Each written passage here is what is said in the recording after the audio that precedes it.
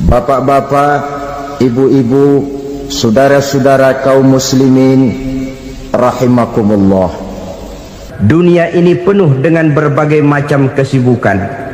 Sejak dari petani yang turun ke ladang, pedagang yang berangkat ke pasar, pelajar yang menuju sekolah, sampai kepada pegawai yang berangkat ke kantor, seluruhnya tidak lain untuk mencari sesuatu yang bernama bahagia.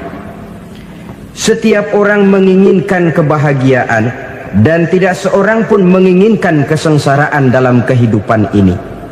Namun nyatanya tidak setiap orang yang ingin bahagia mengetahui jalan yang harus ditempuhnya untuk sampai kepada kebahagiaan itu. Maka pada kesempatan pertemuan kali ini, saya ingin menyampaikan sebuah hadis dari junjungan kita baginda Nabi besar Muhammad sallallahu alaihi wasallam yang termuat dalam kitab Mukhtarul Ahadits An-Nabawiyah, di mana beliau bersabda, arba'un min sa'adatil mar'i. Ada 4 perkara yang merupakan tanda dari orang bahagia.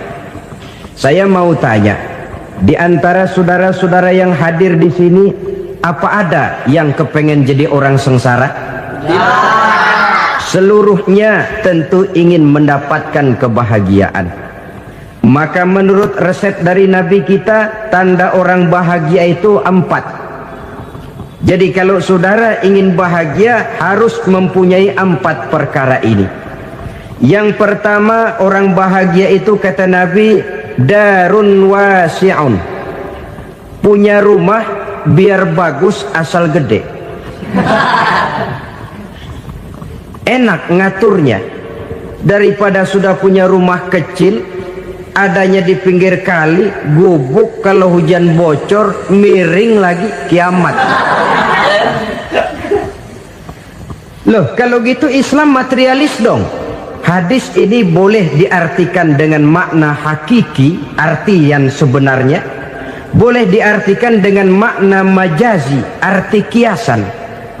Kalau dia diartikan dengan arti kias, maka yang dimaksud darun wasi'un ay qalbun wasi'un. Rumah yang luas tidak lain daripada hati yang lapang. Karena di situ kunci kebahagiaan yang sebenarnya. Walaupun kita cuma tinggal di petak berukuran 2 kali 3 meter, kalau hati kita luas-luas rasanya rumah itu. Tapi biar rumah kita halamannya saja puluhan ribu hektar, ada kolam renangnya, kamar tidurnya tidak lagi terhitung. Kalau hati yang menempati rumah itu sempit, maka akan terasa sempit jugalah rumah itu. Tempat bergantungnya tidak lain adalah hati. Marilah kita mencoba melihat berbagai pandangan orang tentang bahagia ini. Ada orang menyangka bahwa bahagia itu kalau dia mendapatkan harta yang sebanyak-banyaknya. Siapa yang banyak harta, dialah raja. Apa yang dia mau, seluruhnya bisa dibeli. Keamanannya, dia bisa menyewa petugas. Seluruh fasilitas untuk menyenangkan kehidupannya bisa dibeli. Pendeknya, hartalah segala-galanya dalam kehidupan. Sampai ada pepatah mengatakan, innad darahima fil amakini kulliha taksur rijala mahabatan wa jalala. Sesungguhnya harta, dinar, dirham, uang di mana-mana selalu bikin hebat orang yang memilikinya. Coba lihat, orang yang punya duit sama yang enggak punya duit, jangan gaya hidupnya, gaya jalannya aja lain. Wahia lisanun liman arada fasahatan, wahia silahun liman arada qitala. Uang adalah senjata yang paling ampuh bagi orang yang mau pergi perang, dan lidah yang paling fasih bagi orang yang mau bicara. Kalau bicara dengan lidah macet, cobalah bicara dengan harta, lancar. Sampai ada pepatah demikian, segalanya bisa diatur dengan harta. Maka di kalangan orang yang berpandangan semacam itu, seluruh kegiatan hidupnya hanya terfokus kepada bagaimana mengumpulkan harta yang sebanyak-banyaknya. tidak peduli halal haram, tidak kenal sore pagi siang dan malam, tidak sempat sujud, jauh dari agama, jauh dari kehidupan yang bersifat ruhaniyah, jauh dari Allah dan sebagainya, sampai dalam Al-Quran dikelompokkan dalam kelompok yang dinamakan lumazah.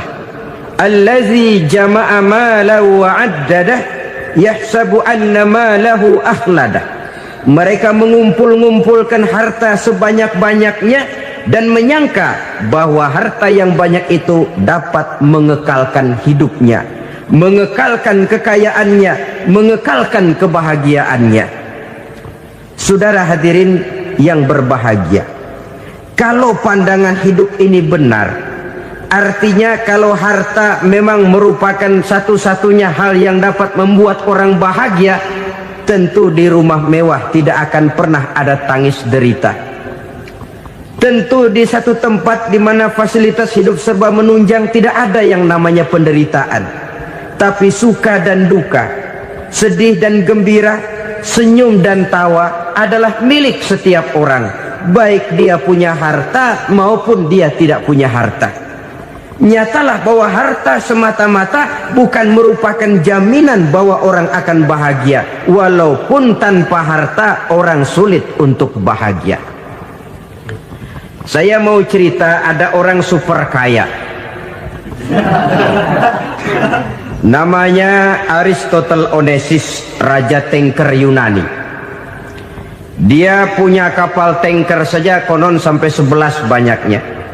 Punya perusahaan penerbangan yang disebut Olympic Airlines, punya hotel di berbagai kota besar di dunia ini, sejak dari New York, London, Paris, Rome dan sebagainya. Bahkan punya pulau yang dia namakan Pulau Scorpio. Ini kan namanya sudah kaya nggak tanggung-tanggung, punya pulau. Nah, dia punya 2 orang anak, yang satu laki-laki namanya Alexander, yang satu perempuan namanya Maria Onassis. Seluruh harapannya tertumpah kepada anak lakinya Alexander ini, yang akan meneruskan usahanya, meneruskan kekayaannya, meneruskan dinastinya. Apa yang terjadi? Ternyata anak yang dia harapkan yang bernama Alexander ini mati muda dalam kecelakaan pada waktu dia olahraga. Apa olahraganya? Namanya olahraga anak orang kaya, golongan jet set. Olahraganya olahraga pesawat terbang. Jatuh, ya nggak kapungut, habis mati. Tinggal satu anak perempuannya, Maria Onassis. Tapi anak perempuan ini juga malah urakan. Terakhir dia pacaran, bahkan kemudian kawin sama orang Rusia. Rupanya Aristotle Onassis ini broken. Kekayaannya yang berlimpah ruah, perusahaannya yang begitu banyak, siapa yang akan meneruskan? Siapa yang akan menggantikan? Sampai kemudian dia mengurung diri di Pulau Scorpio dan mati di sana secara mengenaskan. Seorang multijutawan, seorang yang super kaya, mati menyendiri di pulau sepi. Ibarat kata pepatah, anak ayam mati di lumbung. Bukan kekurangan makanan, keurugan makanan. Begitu kehidupan Aristotle Onassis. Dan banyak orang-orang yang sudah demikian kaya sampai dibingungkan oleh kekayaannya sendiri. Telusurilah kehidupan David Rockefeller misalnya, Henry Ford misalnya, Adnan Khashoggi misalnya. Multi jutawan yang kadang-kadang dibuat keder oleh kekayaannya sendiri. Pantas ketika Imam Ali ditawarkan orang, "Ya Ali, kalau kepadamu disuruh pilih ilmu atau harta, kau pilih mana?" Ya jelas pilih ilmu dong. Kenapa? Pertama, ilmu kalau kita berikan kepada orang lain tambah. Tapi harta kalau kita berikan kepada orang lain kurang. Saudara punya uang 10.000, dibagi orang 5.000, jelas uang saudara berkurang. Tapi saudara punya ilmu, diberikan kepada orang lain bisa, saudara pun makin mantap. Tidak lantas jadi bodoh karena ngajarin orang. Saudara bisa Fatihah lalu mengajarkan orang Fatihah. Orang bisa, saudara pun makin hafal. Tidak lantas setelah diajarin orang ilmunya hilang. Begitu datang dia minta orang, tolong ajarin saya Fatihah, udah habis, nggak ada.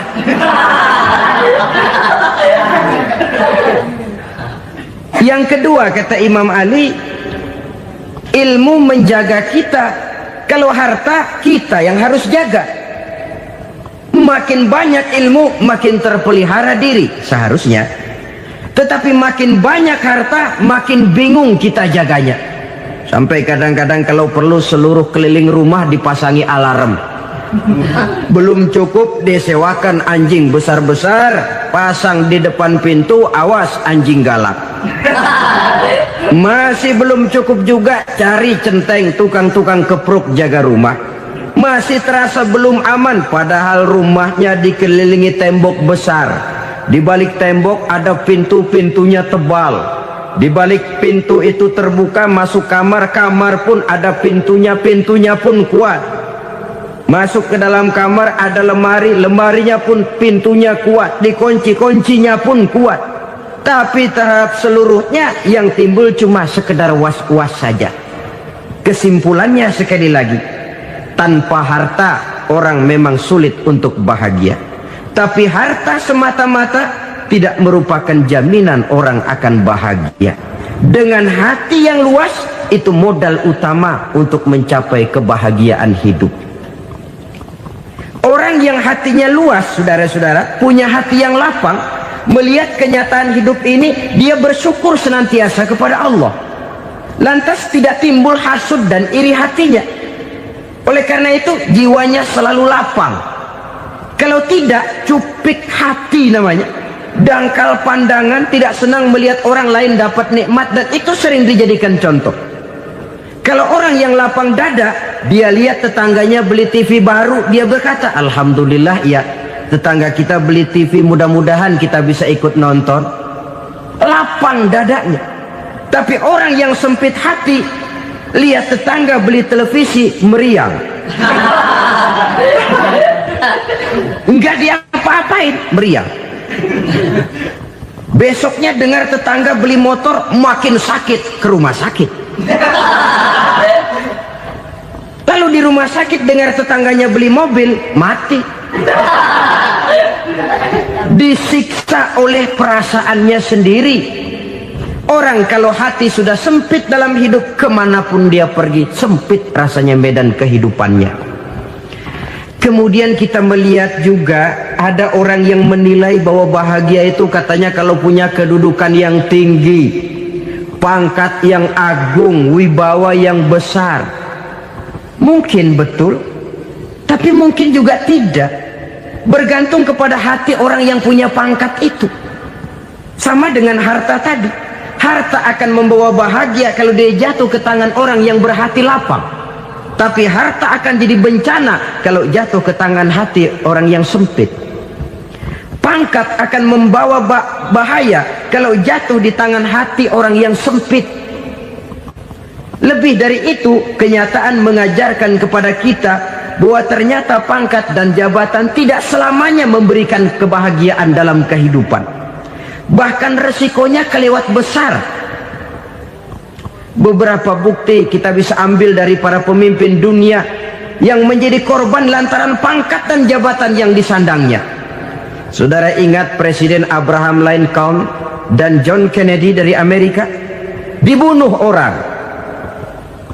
Park Chung-hee dari Korea Selatan, Ziaur Rahman dari Bangladesh, Anwar Sadat dari Mesir, terakhir Indira Gandhi dari India, menjadi korban dari pangkat dan jabatan yang disandangnya dari orang-orang yang tidak senang dia memegang jabatan itu. Dia akan mudah mengundang bencana. Sehingga pantas kalau seorang presiden terkemuka Amerika, Harry Truman namanya, dia mengatakan jabatan presiden itu, kata dia, seperti orang nunggang macan, naik macan. Harus kita taiki, kalau enggak dia bakal nerekam kita, ngeri katanya. Adapun orang yang hatinya lapang, Kalau dia menerima pangkat dan jabatan, dianggapnya itu satu kesempatan untuk berbuat baik. Tapi orang yang berhati sempit, menerima pangkat dan jabatan, bukan kadang-kadang menerima, malah berusaha setengah mati mencapai dengan segala cara. Kalau perlu jilat atas, jilat atas. Jadi golongan sumuhun dawu.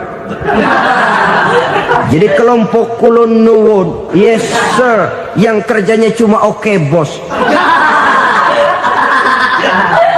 Kalau perlu jilat atas, jilat atas. Kalau perlu injak yang bawah, injak yang bawah.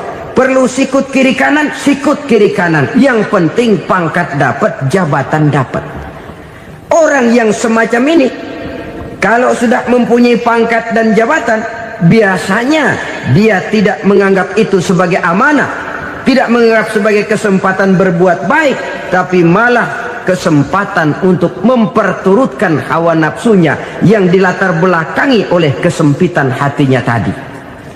Apalagi kalau orang memperoleh pangkat karena banyak mengeluarkan uang, seakan-akan pangkat dan jabatan itu sekarang macam proyek pakai tender.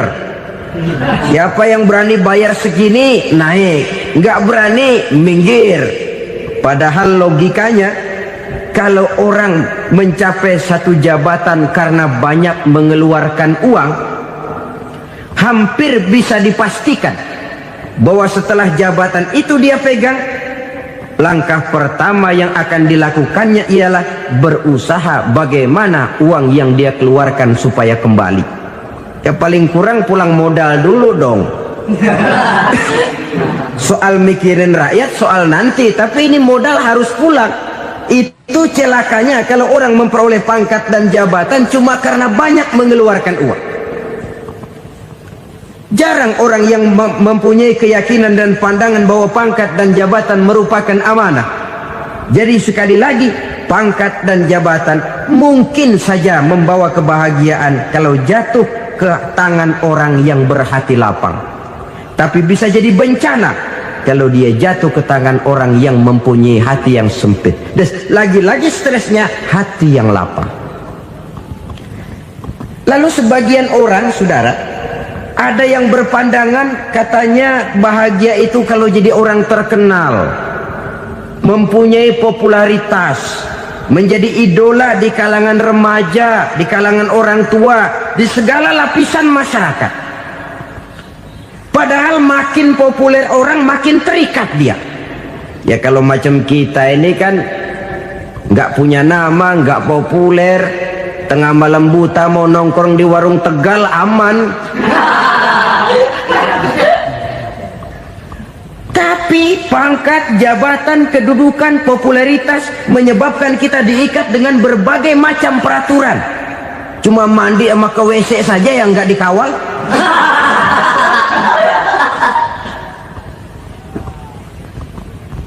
Benarkah popularitas, ketenaran membawa kebahagiaan?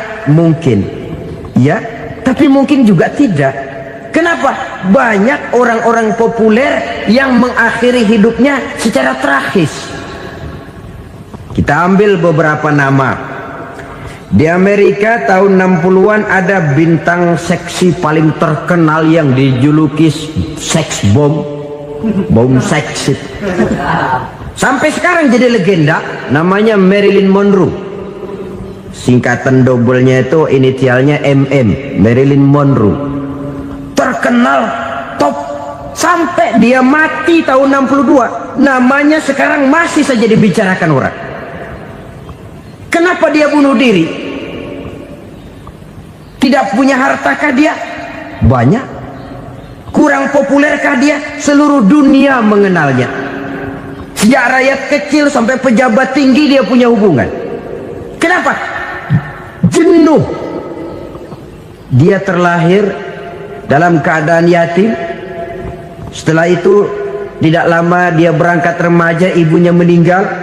Pindah dari wanita asuh ke wanita asuh sampai 12 orang ibu angkatnya. Dan kekecewaan yang paling parah, setiap laki-laki yang dekat dengannya hanya seperti kapal berlabuh. datang dan pergi silih berganti, padahal dia merindukan seseorang yang bisa melindungi hidupnya. Dia rindukan itu dan dia tidak pernah menemukan. Itu yang akhirnya menyebabkan dia minum pil tidur kelewat dosis, minum obat tidur kebanyakan, ya tidur terus sampai sekarang.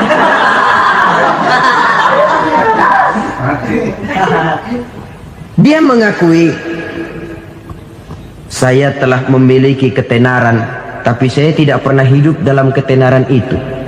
Saya pandai main sandiwara, tapi saya ingin hidup dalam alam yang real sebagaimana umumnya orang. Itu yang dia rindukan.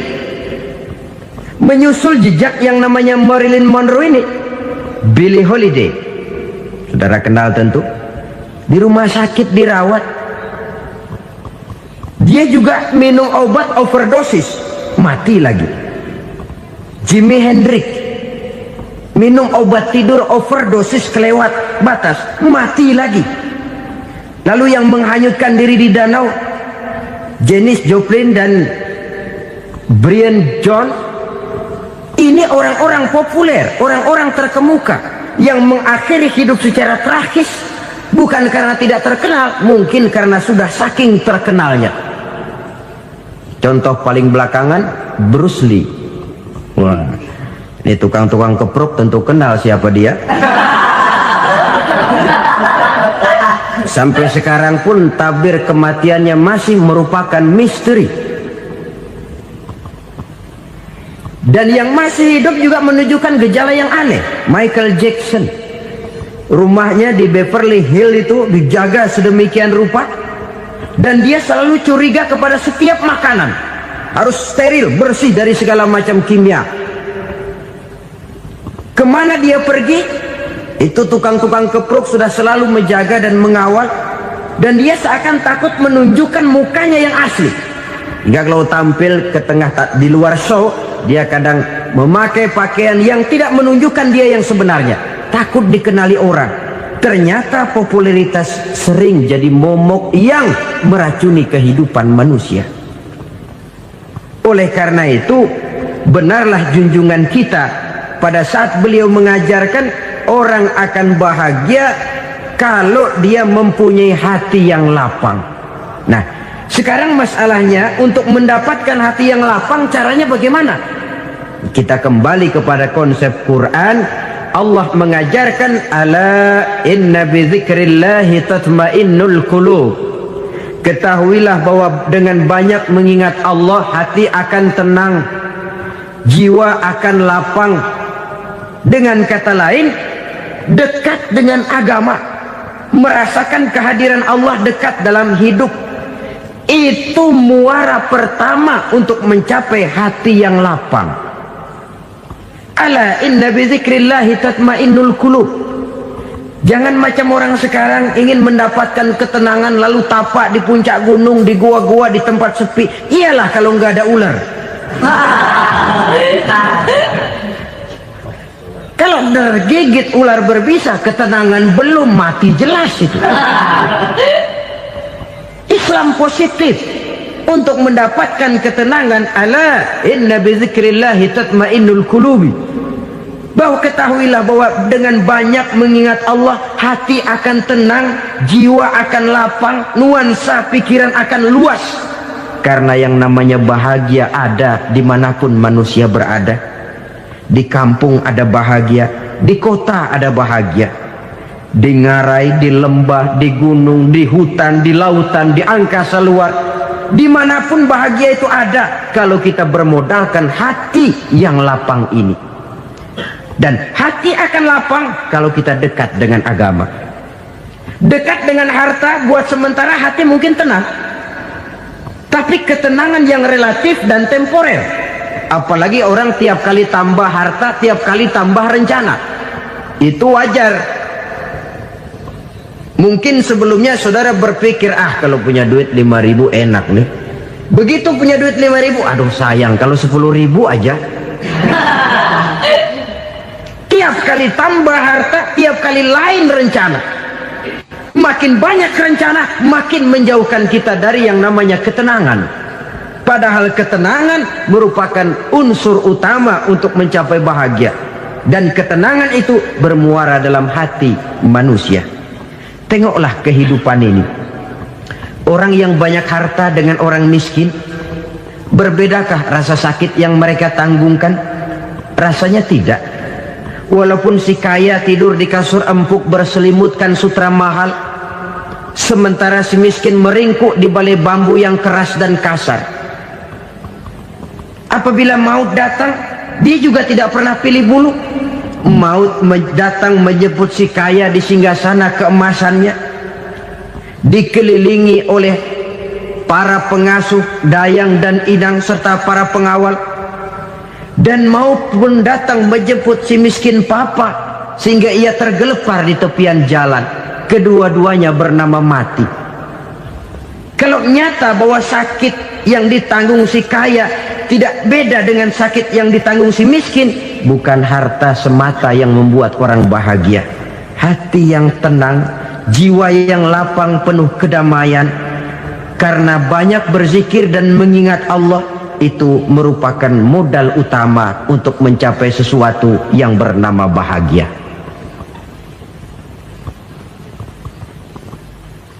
Saudara hadirin yang saya hormati, inilah yang pertama dari 4 ciri yang digambarkan oleh Nabi tentang tanda-tanda orang bahagia. Dan harus berangkat dari yang pertama ini, hati yang lapang. Ini yang harus kita miliki lebih dahulu, baru nanti akan menyusul kepada poin yang ketiga, kedua dan selanjutnya.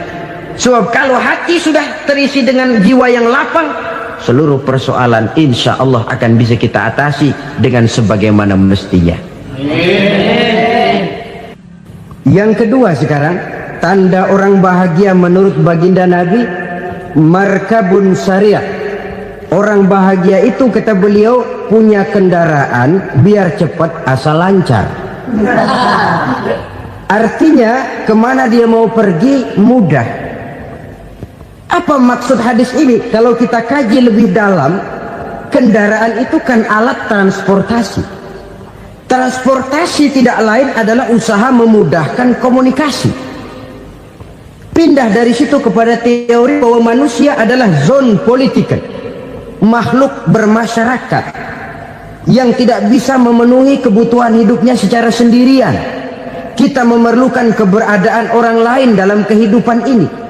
Untuk memakai baju saja kita sudah perlukan petani yang tanam kapas, pabrik yang memintal kapas jadi benang, pabrik yang menenun benang jadi kain, sampai kepada mesin jahit, sampai kepada tukang jahit. Itu cuma untuk memakai pakaian saja. Tidak seorang pun di antara kita yang sanggup memenuhi kebutuhan hidupnya secara sendiri. Kita perlu orang lain. Maka kebebasan dalam arti mutlak, kebebasan tanpa batas, itu tidak mungkin ada dalam kehidupan. Karena kita mengadakan yang disebut interaksi sosial. Setiap kegiatan kita tentu melibatkan orang lain. Menurut kita barangkali kita bebas jalan di jalan raya semaunya, tapi orang lain berkendaraan pun merasa bahwa ini ada juga jalan haknya, dan begitu selanjutnya. Oleh karena itu, maksud dari kendaraan yang cepat ini adalah khulatuhu ma'as solihin. Lingkungan pergaulannya terdiri dari orang-orang soleh. Pergaulannya luas. Kemana dia pergi ada temannya. Kesulitannya ada tempat dia cerita. Dan kesulitan kalau sudah diceritakan kepada orang lain, taruh kata orang itu tidak bisa menolong, namun menceritakannya kepada orang yang kita percayai, kan paling kurang sudah mengurangi beban jiwa, mengurangi tanggungan batin, merasa masih ada tempat kita cerita. Maka lebih baik orang awam yang mau bergaul ketimbang orang setengah alim tapi ngunci pintu. Sebab nantinya akan timbul sikap picik, cupik pandangan, dan tidak luas menghadapi kenyataan dalam kehidupan ini. Namun yang harus kita garis bawahi, pergaulan memang mesti luas. Namun jangan sekali-kali lupa bahwa pergaulan sangat besar pengaruhnya dalam ikut membentuk kepribadian manusia. Sehari-hari bisa kita bilang Kalau kita dekat sama tukang minyak wangi, sekalipun nggak dibagi minyaknya, baunya tentu dapat. Betul? Tapi dekat sama tukang elas, walaupun nggak kena apinya, asapnya mesti kena.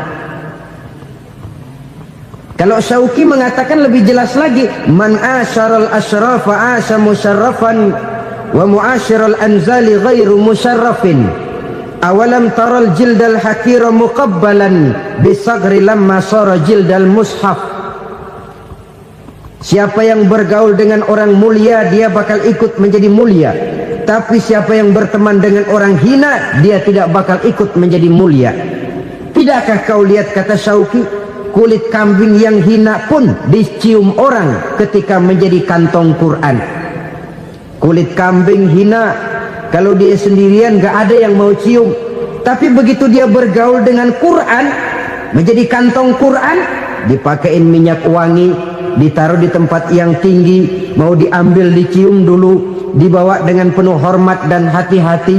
Kulit kambing yang hina lantaran berteman dengan Quran, numpang mujur. Tapi coba lihat kalau kulit kambing berteman dengan kayu, jadi beduk, habis.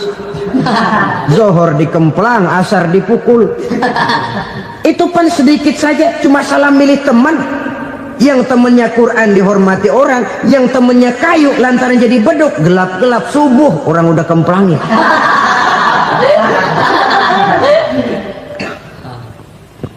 Maka terutama kepada adik-adik remaja yang masih mencari identitas diri, yang ibarat kaset masih kaset kosong, mudah diisi oleh apapun, pandai-pandailah memilih teman dalam bergaul. Karena banyak orang yang tadinya baik-baik, ketika terseret dalam pergaulan dengan orang yang tidak baik, kebaikannya menjadi lentur dan luntur. Tapi berapa banyak bajingan-bajingan tengik, orang-orang yang berlumur noda dan dosa, tiap hari melakukan maksiat, namun bergaul dengan orang yang baik-baik, pada akhirnya sedikit demi sedikit beringsut dan berangsur dia terbiasa mengikuti kebaikan-kebaikan. Saya tekankan ini kepada remaja karena mereka masih mencari identitas diri. Apa yang mereka lihat mereka mau, apa yang mereka dengar mereka ingin tahu. Coba lihat kehidupan remaja. Pulang nonton film Rambo, pengen jadi Rambo, gagah, maunya belekai melulu. Pulang nonton film Superman, pengen bisa terbang. Pulang nonton India, nyanyi melulu. Wajar, mereka masih mencari identitas diri. Saya ini sebenarnya siapa? Lingkungan, pergaulan akan membentuk itu. Karena itu pandai-pandailah bergaul, karena ia sangat besar pengaruhnya dalam ikut membentuk kepribadian manusia. Apalagi sifat yang jelek lebih cepat menularnya ketimbang sifat yang baik.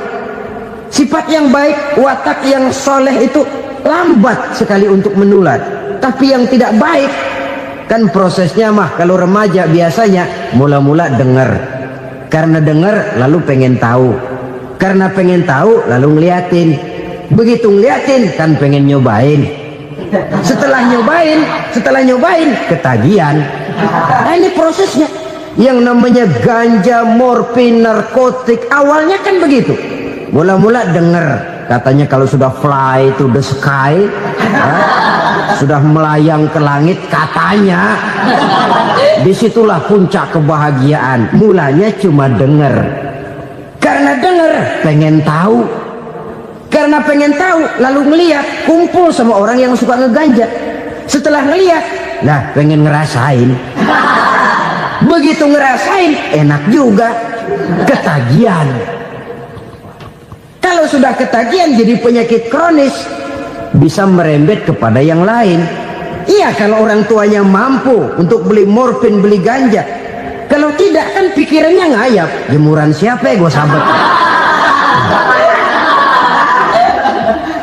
Timbullah perbuatan-perbuatan negatif yang bermula dari salah pergaulan.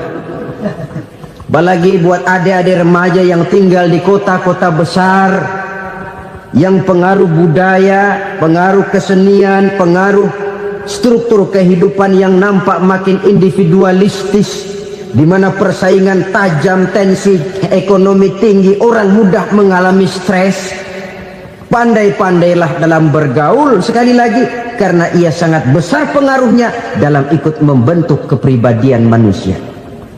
Orang bahagia punya kendaraan yang cepat, artinya punya pergaulan yang luas, dan lingkungan pergaulannya terdiri dari orang-orang yang soleh.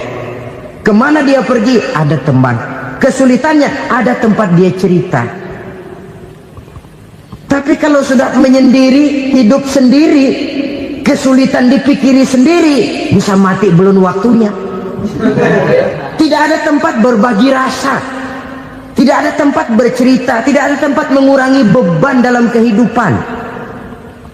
Pantas betul kalau Islam sangat menggalakkan dan menganjurkan orang kalau sudah sampai waktunya itu untuk melangsungkan nikah. Kata Nabi, ya ma'syaras syabab man istata'a minkumul ba'at falyatazawwaj. Hai para pemuda, kalau sudah mampu memberi nafkah, kawinlah, nikahlah kamu. Kenapa? Sudah ada teman hidup, tempat berbagi rasa. Kesulitan kalau ada tempat cerita akan lebih ringan ketimbang kita telan sendiri, walaupun bobot kesulitannya sama beratnya. Saudara-saudara kaum muslimin rahimakumullah, inilah ciri yang kedua, punya kendaraan biar cepat asal lancar. Kemana kita mau pergi gampang. Dengan kata lain, setelah hati yang luas, pergaulan yang luas. Dua. Yang ketiga sekarang, tanda orang bahagia itu menurut Nabi, misbahun mudhi'un, punya lampu yang terang. Oh, itu enggak problem. Sekarang sudah zamannya listrik masuk desa, Pak. Lampu sudah terang semua. Betul, kalau itu yang dimaksud. Tapi tidak cuma itu. Karena lampu yang dimaksud di sini, lampu yang akan menerangi seluruh perjalanan hidup. Dan perjalanan hidup itu sudah dimulai sejak kita terlahir ke alam ini, sampai masuk ke alam barzah, kumpul di padang mahsyar, sampai ke akhirat. Lampu yang menerangi itu yang diperlukan. Kalau lampu, katakanlah yang paling top sekarang kan lampu jenis Mercury. Taruhlah itu di rumah kita, dia cuma menerangi rumah kita, menerangi hati pun tidak sanggup. Bila kita masuk ke alam barzah, alam kubur, sanggupkah si Mercury yang begitu terang menerangi alam barzah kita? Tidak sanggup lagi. Sanggupkah lampu yang ratusan watt, bahkan puluhan ribu watt menerangi kehidupan di padang mahsyar? Tidak akan sanggup lagi. Kalau demikian, yang dimaksud lampu yang terang di sini apa? Tidak lain amal soleh, kebajikan yang kita lakukan dalam hidup. Itu yang akan jadi lampu penerang. Di dunia nama kita akan terang, jasad kita boleh hancur terkubur tanah, tapi nama kita akan dikenang orang. Begitulah kalau orang meninggalkan kebajikan dalam hidup seperti sekarang.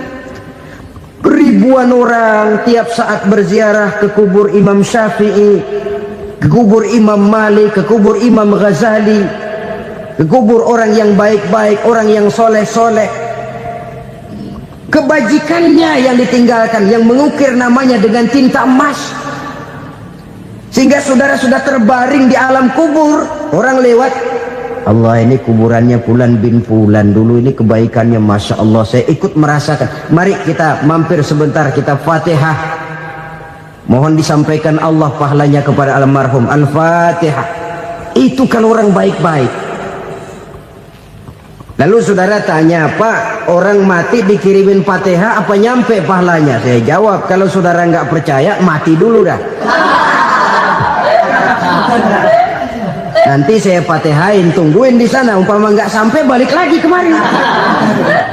Sekarang ini kan maunya otak-otakan saja. Kalau nggak masuk otak, nggak percaya. Padahal alam gaib itu nggak bisa diotak-otakin. Sama saja dengan saudara pernah dengar cerita kapal Tampu Mas tenggelam kan? Pernah nggak? Di mana? Ya, di laut Masalembo. Begitu ke Tampu Mas tenggelam, ratusan penumpang itu terjun ke laut, dipermainkan gelombang, berjuang menghadapi maut itu. Orang lagi timbul tenggelam di lautan, dihantam ombak, kita tengokin pakai helikopter. Pak, lagi timbul tenggelam ya? Iya, tolongin. Jangan khawatir Pak, nih saya kirim intan Pak, harganya 10 juta. Kira-kira orang yang timbul tenggelam di laut seneng nggak? Tidak. Kan mahal toh intan 10 juta. Kenapa dia nggak senang? Karena intan 10 juta dalam kondisi seperti itu tidak sanggup menyelamatkan dia. Dia akan girang kalau dikirimin ban mobil bekas, dikirimin papan terentang atau bambu.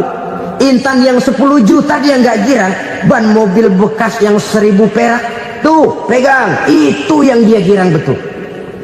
Inilah sebabnya Nabi berkata, mal mayyitu fi qabrihi illa kal ghariqil mutaghawwis. Orang yang meninggal di alam kuburnya seperti orang timbul tenggelam di lautan. Yantaziru da'watan min ahli, menunggu doa dari keluarganya yang masih hidup. Duh, bapak saya sudah meninggal, saya sayang benar sama dia. Kirimin kulkas ke kuburannya Itu sama saja dengan tadi orang tenggelam di lautan dikirimi intan yang harganya 10 juta, tidak sampai. Begitulah kalau kebajikan yang kita tinggalkan dalam hidup, sudah mati pun kubur kita masih diziarahi orang. Tapi kalau jahat yang kita tinggalkan, boro-boro lah orang mau doa lewat dekat kuburan kita juga serem. Tuh bajingan no, dulu mati dipendem di situ tuh. Jangan lewat situ, ntar kesurupan, jangan. Lewat saja orang ngeri. Konon lagi membacakan Fatihah dan mengirimkan doa. Hidup pada hakikatnya adalah kesempatan untuk berbuat baik. Maka sekali kesempatan itu diberikan, manfaatkan dengan sebaiknya. Sebab kesempatan kedua tidak akan pernah ada. Kesempatan berbuat baik di sini, di akhirat sudah pembalasan namanya. Sekali kesempatan itu dicabut, dia tidak akan pernah dikembalikan lagi. Kata Iqbal, hidup tidak mundur ke belakang, Bung. Berhenti diinjak orang, mundur hancur. Tidak ada kata mundur dalam hidup ini. Berhenti diinjak orang, mundur kecebur. Tidak ada kata lain. Harus maju dalam kehidupan, dalam artian yang positif. Hidup adalah kesempatan untuk mengumpulkan kebajikan yang sebanyak-banyaknya. Di situ nilai daripada manusia.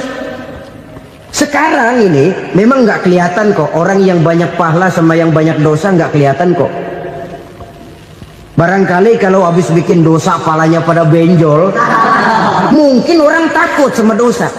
Tapi sekarang sama saja, orang yang banyak dosa dengan yang nggak banyak dosa jalan bareng dari belakang, sama, nggak kelihatan beda. Tapi ada waktunya di mana pahala memegang peranan, di mana dosa diperlihatkan. Sama saja kalau kita bawa mobil siang, lampu kan nggak begitu berfungsi. Apa lalu bilang, alah ini lampu berat-beratin, copot-copotin aja dah. Tidak perlu begitu. Kenapa? Pada suatu saat malam senja akan datang.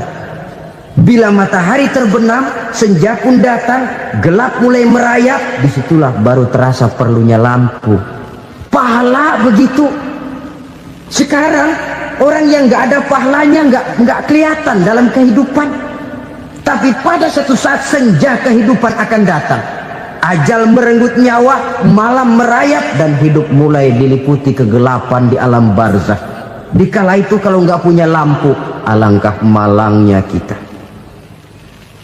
Sebab amal yang baik, kata Nabi, di alam barzakh itu akan diciptakan menjadi perempuan yang cantik menemani kita. Amal yang jahat akan menjadi orang yang paling jelek nemenin kita. Udah di tempat gelap yang nemenin jelek.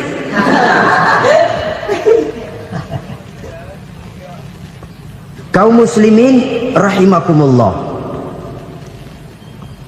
Kalau demikian masalahnya, tergantunglah kita pandai memanfaatkan waktu. Al-waktu kasayf, waktu itu cepat sekali. Yang namanya waktu itu tahu-tahu. Tahu-tahu udah tahun 87. Tahu-tahu udah begitu. Tahu-tahu yang kemarin anak-anak, sekarang udah pada punya anak. Tahu-tahu saja itu. Begitu cepat waktu berlalu. Kalau tidaklah pandai kita memanfaatkannya, akan rugi kita. Nabi bersabda, man kana yaumuhu khairun min amsihi fahuwa rabih. Barang siapa yang hari ini lebih baik daripada hari kemarin, itu orang untung. Hari ini lebih baik daripada kemarin, bulan ini lebih baik dari bulan kemarin, tahun ini lebih baik dari tahun kemarin, itu orang yang beruntung. Tahun kemarin sembahyangnya maghrib doang, sekarang udah tambah isya. Tahun kemarin cuman Idul Fitri aja ngancem bener, sekarang udah tambah Jumat, lalu tambah lagi maghrib, tambah lagi isya, dan selanjutnya. Hari ini lebih baik daripada kemarin, itu orang yang beruntung.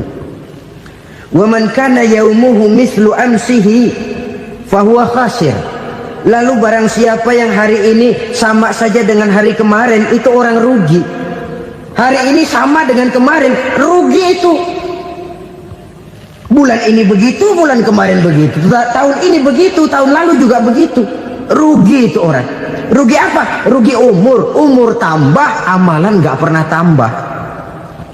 Dan saya pikir lebih merupakan azab ketimbang nikmat kalau orang dikasih panjang umur cuma untuk numpuk dosa. Mending mana? Panjang umur banyak dosa sama pendek umur dikit dosa? Mending mana? Mending mana? Ya, paling mending tentu panjang umur banyak pahala. Tapi kalau tidak, sekali lagi, lebih merupakan azab ketimbang nikmat kalau orang diberikan panjang umur tapi cuma untuk sekedar menumpuk dosa. Kehilangan kesadaran bahwa dunia bukan terminal akhir dari satu perjalanan. Dia cuma halte di mana kita berhenti sebentar untuk menuju kepada terminal yang hakiki. Saudara-saudara kaum muslimin rahimakumullah, inilah lampu yang akan menerangi kehidupan, amal yang kita lakukan di dalam kehidupan. Jadi yang dimaksud dengan lampu yang terang, kebajikan yang kita kerjakan dalam hidup. Nah, setiap orang di awal tadi saya bilang ingin bahagia. Bahagia itu kan hakikatnya kumpulan senang dan selamat. Senang, selamat. Apa bedanya?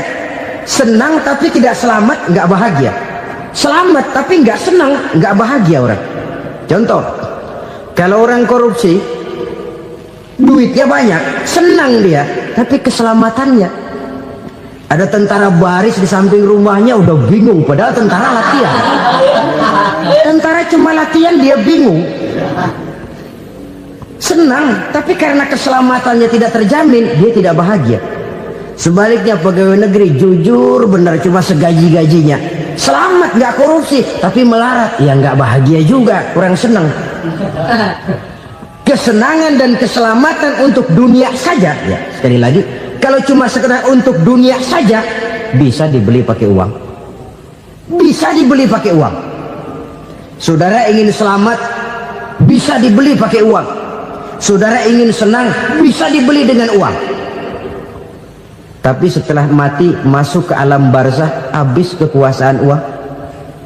Nggak bisa lagi beli keselamatan pakai uang, tidak mungkin lagi membeli kesenangan dengan uang.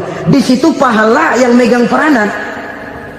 Makin banyak pahala, makin banyak saham untuk membeli kesenangan dan keselamatan, untuk memperoleh yang namanya bahagia.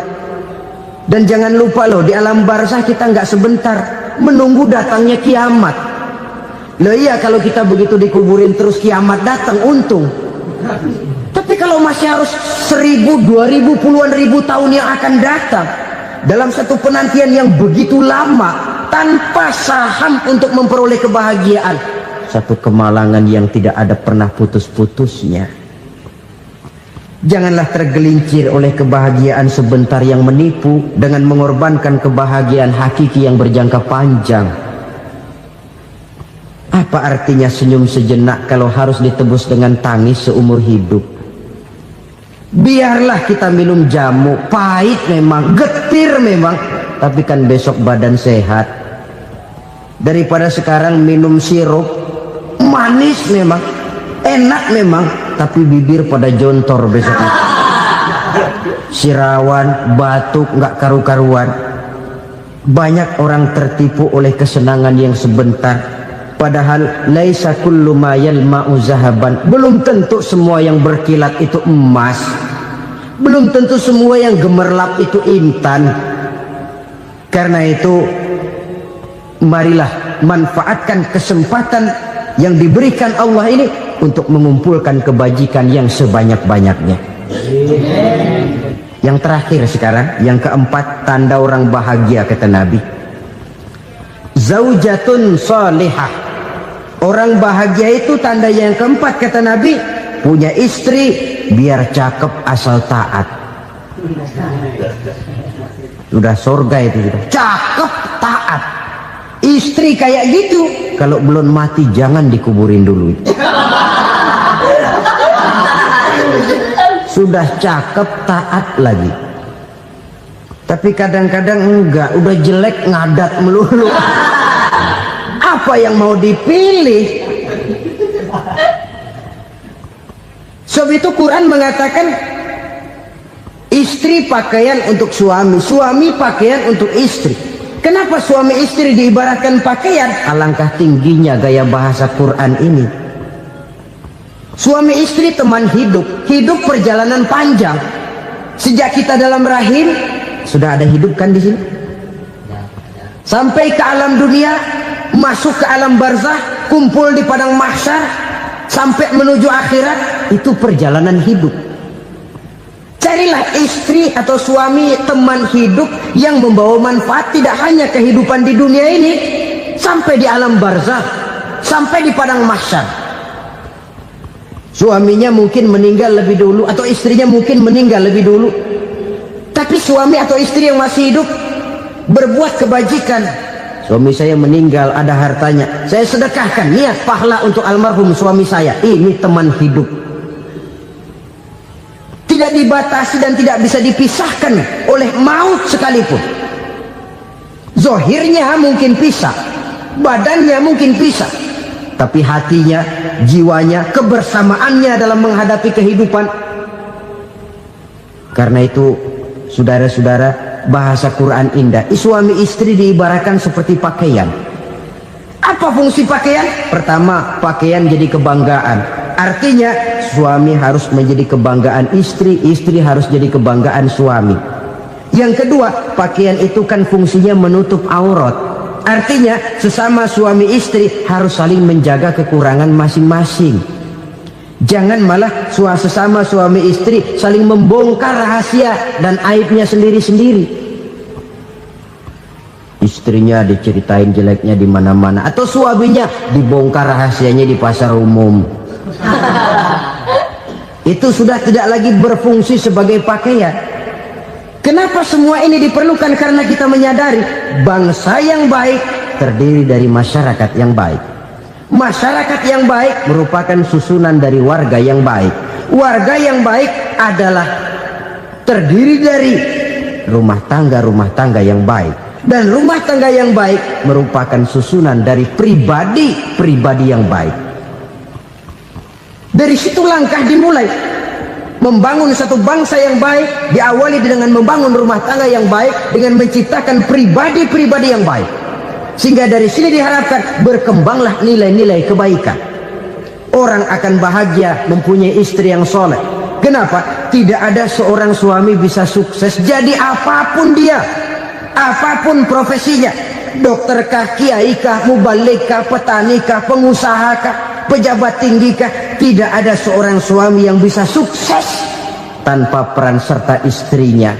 Walaupun memang peranan itu tidak begitu kelihatan, tapi sangat menentukan. Karena itu, saudara hadirin yang saya hormati, Islam sangat menghargai kaum wanita, memberikan kedudukan yang tinggi sepanjang tidak mematikan kodrat kewanitaannya. Nah, kalau sudah kesuksesan ini diawali dari rumah tangga, karier di masyarakat mudah untuk dikejar. Tapi keberantakan di rumah tangga merupakan kegagalan pertama di tempat lain. Nah, inilah saja yang dapat Al-Fakir sampaikan pada pertemuan kali ini. selalu berusaha menyimpan sesuatu yang bisa membawa manfaat, baik untuk dirinya, untuk anak cucunya, maupun untuk keluarganya, untuk masa kini dan masa depannya. Kadang simpanan itu berbentuk uang, kadang berupa tanah, lain saat berbentuk pabrik, dan lain sebagainya. Sementara masa depan yang paling pasti adalah akhirat.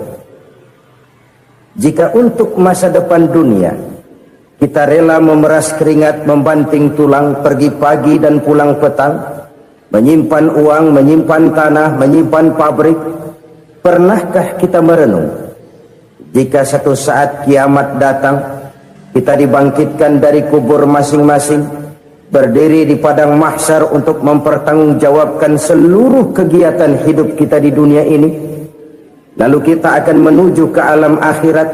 Sudahkah kita mempunyai simpanan untuk akhirat kita?